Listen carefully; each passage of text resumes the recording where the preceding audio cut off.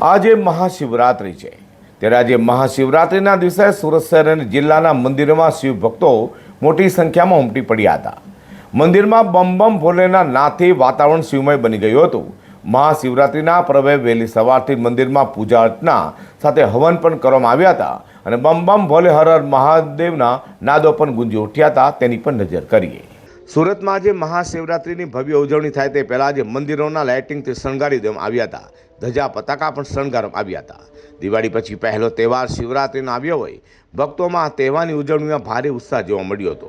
વહેલી સવારથી જ શહેર જિલ્લાના શિવ મંદિરોમાં ભક્તોની લાંબી લાઈનો શરૂ થઈ ગઈ હતી અને મહાશિવરાત્રિ અલગ અલગ કાર્યક્રમોના આયોજન મંદિરોમાં કર્યા હતા।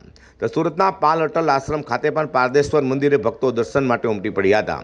મંદિરના મહારાજ બટુગીરી મહારાજે કહ્યું કે અટલ આશ્રમ ખાતે મહાશિવરાત્રિ પર્વ પર ખાસ વ્યવસ્થા કરાઈ છે। સાચા હૃદયથી પ્રાર્થના કરવાથી શિવજી પ્રસન્ન થઈ જાય છે। ભોજન અને ભજન વિશેષ વ્યવસ્થા પણ કરાઈ હતી। તો મંત્રોની પણ સાથે અભિષેક કરાયો હતો અને લોકો હર હર મહાદેવ બમ બમ ભોલેના નાદો શિવાલયમાં ગુંજાવી મૂક્યા હતા।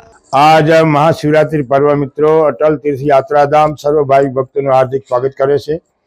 सवारे 3 वाग्याथी पब्लिक शुरू है।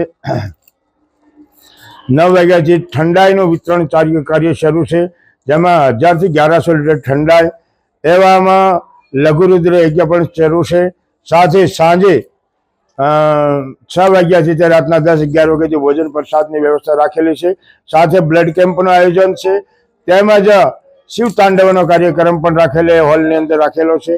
आवो आपणे साथे मळीने शिवने मनावीए, शिवनी कृपा प्राप्त करीए। સુરતના કતારગામ ખાતે આવેલા કાંતારેશ્વર મહાદેવ મંદિરમાં ભક્તો પણ મોડી રાતથી દર્શન કરવા ઉમટી પડ્યા હતા। તો મંદિરમાં પૂજા અર્ચના સહિત ભંડારાનું ભવ્ય આયોજન કરાયું હતું।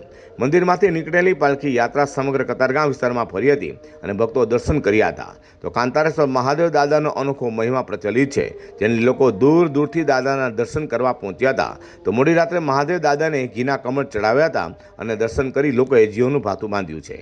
આ મહાશિવરાત્રે વહેલી સવારથી જ ભક્તો શિવાલયોમાં ઉમટી પડ્યા હતા અને જળ દૂધ તથા બિલીપત્રનો અભિષેક કરી ધન્યતા અનુભવી હતી। તો સાથે ભાંગની પ્રસાદી લઈને ભક્તોએ ધન્યતા અનુભવી હતી। તો ભક્તો સવારથી શિવજીને રીઝવવા પૂજા અર્ચના કરતા નજરે પડ્યા હતા।